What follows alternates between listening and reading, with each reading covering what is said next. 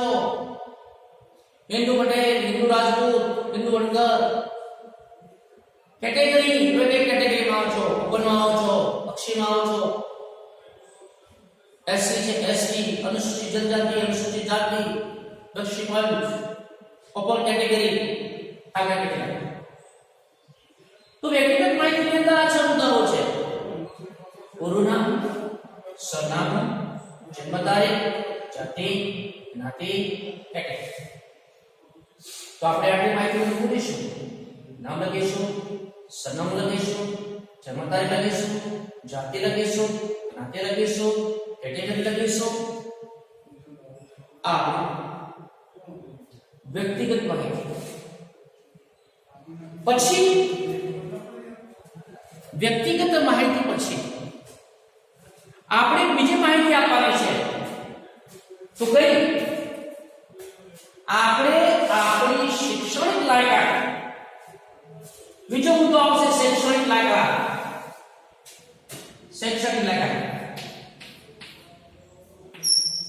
શૈક્ષણિક લાયકાત. શૈક્ષણિક લાયકાત. શૈક્ષણિક લાયકાત કેમ છે?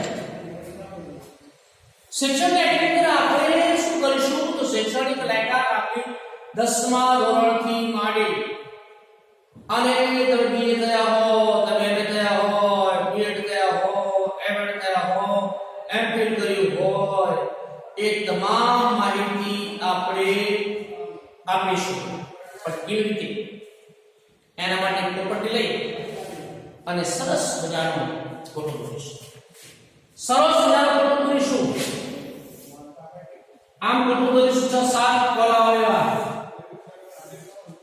અને 6-7 કોલમ આવે એની અંદર 4 ભાગ પાડીશું આપણે. છેલ્લે તમારો વિષય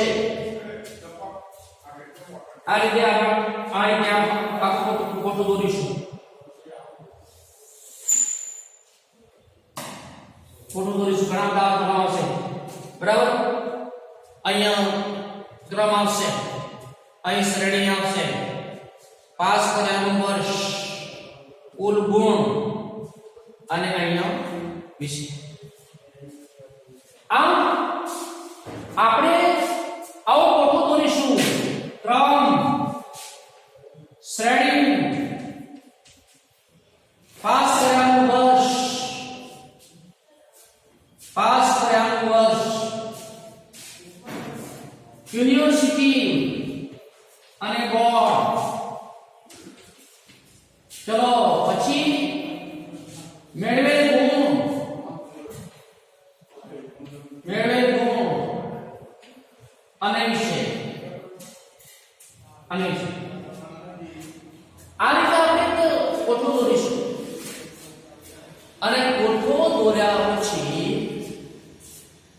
આપણે અંદર જેમ વિગતો છે એ વિગતો આપણે લખીશું. આપણે જે લખી વિગતો છે એ બધી વિગતો આપણે લખીશું. અને આ કોઠો દોર્યા પછી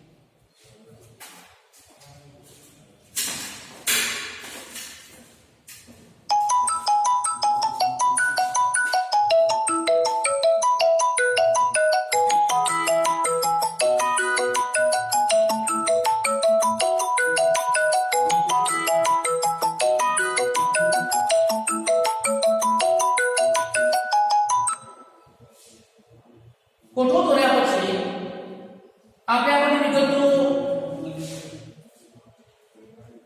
અંદર નોંધીશું.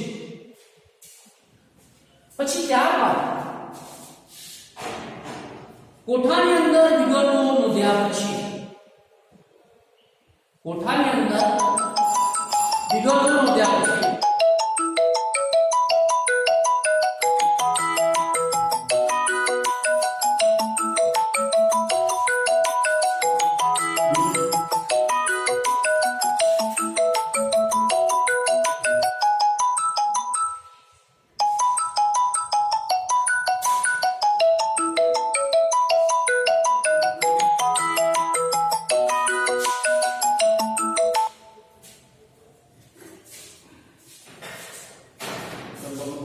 આપણે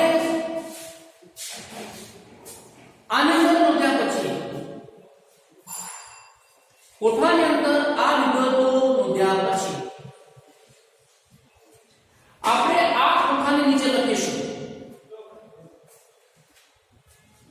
કે ઉપર મુજબની પકડવાની લખીશું આપણે કે ઉપર મુજબની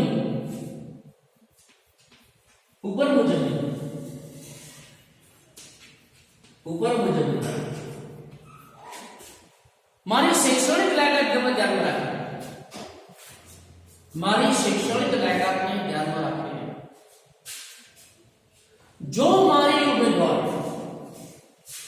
ગુજરાતી વિષયના શિક્ષક તરીકે કરવામાં આવશે તો નિષ્ઠા અને વફાદારીપૂર્વક હું મારી ફરજ અદા કરીશ.